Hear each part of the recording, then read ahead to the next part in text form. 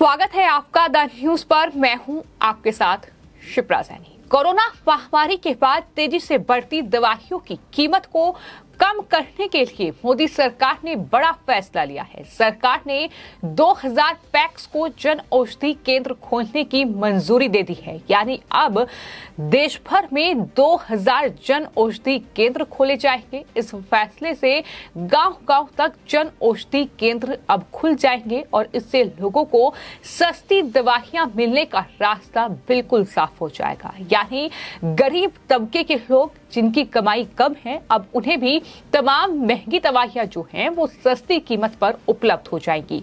प्रधानमंत्री नरेंद्र मोदी ने ये कहा है कि ये हमारी सरकार की बड़ी प्राथमिकताओं में से एक है कि तमाम लोगों को जो दवाइयां हैं वो सस्ती कीमत पर मिले। और ये भी उनकी तरफ से कहा गया है कि देश भर में जो महंगी दवाइयां हैं वो कम से कम कीमत पर उपलब्ध हो। ये सरकार की प्राथमिकता है और इसकी ओर सरकार ने एक बड़ा कदम बढ़ाया है। दरअसल कोरोना महामारी के बाद से दवाइयों की कीमत में काफी तेजी देखने को मिली है। काफी ज्यादा कीमतें बढ़ गई हैं, जिसके चलते गरीब और कम कमाई वाले लोगों को बड़ी परेशानी का सामना करना पड़ रहा है। इस परेशानी को देखते हुए मोदी सरकार ने अब बड़ा फैसला लिया है। केंद्र सरकार ने देश भर में 2000 प्राथमिक कृषि ऋण समितियों यानी पैक्स को प्रधानमंत्री भारतीय जन औषधि केंद्र खोलने की मंजूरी दे दी है। सहकारिता मंत्रालय ने इसकी जानकारी दी है। साथ ही केंद्रीय गृह मंत्री अमित शाह ने भी ट्वीट करते हुए ये जानकारी दी है और बताया है कि सहकारिता क्षेत्र से जुड़ा आज एक बड़ा फैसला लिया गया है, जिससे अब पैक्स यानी प्रधानमंत्री भारतीय जन औषधि केंद्र भी खोल पाएंगे और इससे पैक्स से जुड़े लोगों की आय बढ़ेगी और ग्रामीण क्षेत्रों में रहने वाले लोगों को कम कीमत पर दवाइयां मिल पाएंगी। आगे उन्होंने ये भी लिखा कि मोदी सरकार सहकारिता क्षेत्र को सशक्त कर इससे जुड़े करोड़ों लोगों के जीवन में सकारात्मक परिवर्तन ला रही है। ये तमाम बड़ी बातें केंद्रीय गृह मंत्री अमित शाह की ओर से कही गई है। आपको ये बता दें कि राजधानी दिल्ली में केंद्रीय सहकारिता मंत्री और गृह मंत्री अमित शाह की मौजूदगी में ये बैठक हुई है, जिसमें सहकारिता विभाग से जुड़े तमाम बड़े अधिकारी, साथ ही रसायन और उर्वरक मंत्री मनसुख मंडाविया भी इस बैठक में शामिल हुए और इस बैठक में ही ये फैसला लिया गया कि अब 2000 और जन औषधि केंद्र खोले जाएंगे ताकि गांव-गांव तक ये जन औषधि केंद्र खोले जा सके।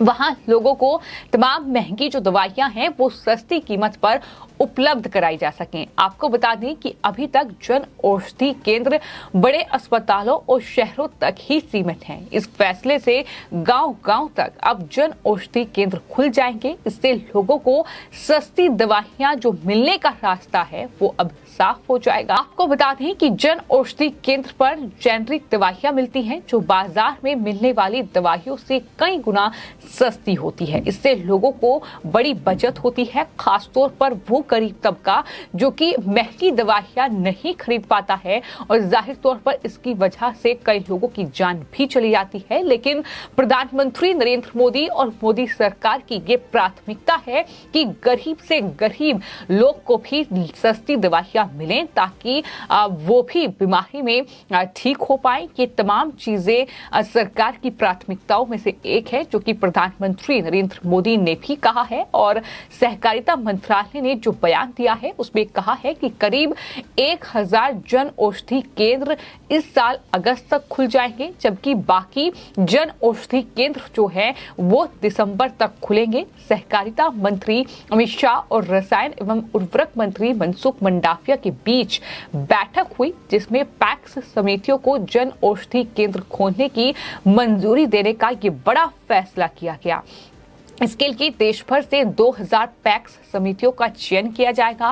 बैठक में सहकारिता मंत्रालय के सचिव, रसायन एवं उर्वरक विभाग के सचिव और सहकारिता मंत्रालय और रसायन एवं उर्वरक विभाग के अन्य वरिष्ठ अधिकारी जो थे वो उपस्थित रहे और उनकी मौजूदगी में ही ये बड़ा फैसला सरकार की ओर से लिया गया है।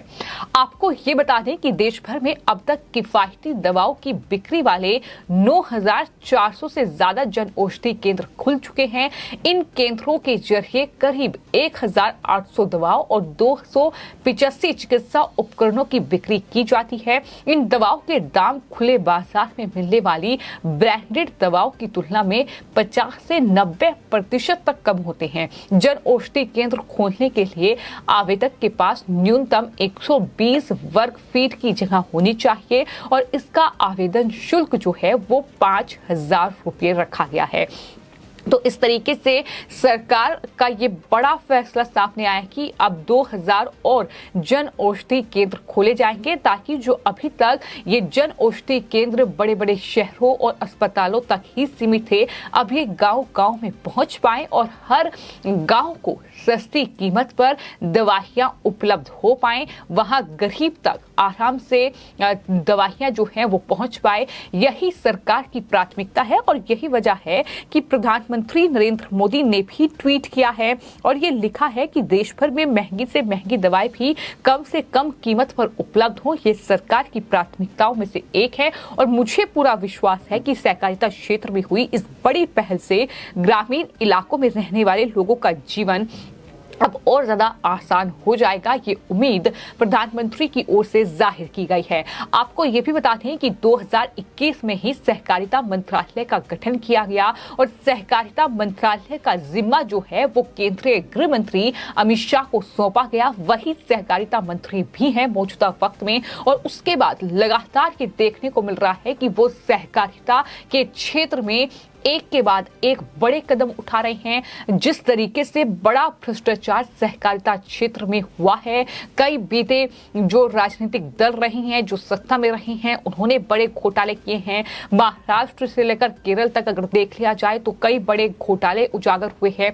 तो कहीं ना कहीं इन तमाम चीजों पर अब लगाम लगाने की तैयारी है और साथ ही सहकारिता के जरिए किस तरीके से देश के न सिर्फ शहर बल्कि गांव-गांव तक गरीब और कम कमाई वाले लोगों तक जो है तमाम चीजें उपलब्ध करा पाए, मुहैया करा पाए, चाहे फिर वो दवाइयां हों, फिर चाहे तमाम दूसरी जो मूलभूत सुविधाएं हैं वो दे पाए। ये सरकार की प्राथमिकता है और यही वजह है कि ये बड़ा फैसला जो है इस दिशा में माना जा रहा है। आपको ये बता दें कि प्रधानमंत्री भारतीय जन औषधि केंद्र के लिए प्रोत्साहन राशि 5 लाख रुपए, मासिक खरीद का 15% और अधिकतम जो रुपये है वो 15,000 प्रति माह है। विशेष श्रेणियों और क्षेत्रों में IT और इंफ्रा व्यय के लिए प्रतिपूर्ति के रूप में 2 लाख रुपए की एक मुश्त अतिरिक्त प्रोत्साहन राशि भी प्रदान की जाती है। तो ये तमाम चीजें हैं, लेकिन इस जन औषधि केंद्र के जरिए जाहिर तौर पर यही कोशिश है कि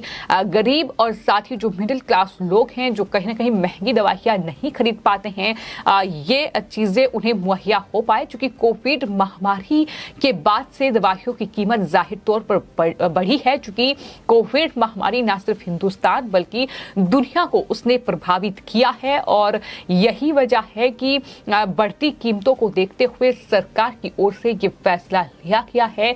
लेकिन ये भी हमने देखा कि किस तरीके से विपक्ष ने कोविड महामारी के दौरान भी सरकार पर सवाल उठाए, लेकिन इन तमाम चीजों के बावजूद, इन तमाम चुनौतियों को पार करते हुए प्रधानमंत्री नरेंद्र मोदी और खासतौर पर उनकी सरकार ने जिस तरीके से मोर्चा संभाला, न सिर्फ हिंदुस्तान बल्कि दुनिया को भी दवाइयां जो है, वैक्सीन जो है वो मुहैया कराई, ये अपने आप में एक बड़ी बात थी, जिसके चलते दुनिया के तमाम बड़े देशों ने प्रधानमंत्री नरेंद्र मोदी की तारीफ की है। और खुद प्रधानमंत्री का ये मानना है कि सहकारिता का ये क्षेत्र कहीं ना कहीं आने वाले वक्त में बड़ी उपलब्धियां हासिल करेगा। लेकिन फिलहाल ये बड़ी खबर है कि जिस तरीके से ये बड़ा फैसला सरकार की ओर से लिया गया है, यही 2000 पैक्स को जन औषधि केंद्र खोलने की मंजूरी दी गई है। ये न सिर्फ गरीबों को सस्ती कीमत पर दवाइयां उपलब्ध कराएगा, बल्कि इसके चलते लोगों को रोजगार भी मिलेगा। न सिर्फ दवाइयां मिलेंगी और जाहिर तौर पर पैक्स जो है दरअसल वो कृषि ऋण समितियों का एक पूरा ग्रुप है। तो ऐसे में इसके जरिए ये बड़ा फैसला सरकार की ओर से लिया गया है। फिलहाल प्रधानमंत्री ने भी ये कहा है कि हमारी सरकार की ये प्राथमिकताओं में से एक है और ये काफी बड़ा फैसला केंद्रीय गृह मंत्री अमित शाह, जो कि सहकारिता मंत्री भी हैं, उनके जरिए एक बैठक में लिया गया है। तो एक बड़ा तोहफा कहीं न कहीं देश की जनता को सरकार देने जा रही है। फिलहाल आपकी इस पूरे मामले पर क्या राय है, हमें कमेंट बॉक्स में जरूर लिखें और चैनल को सब्सक्राइब करें। धन्यवाद।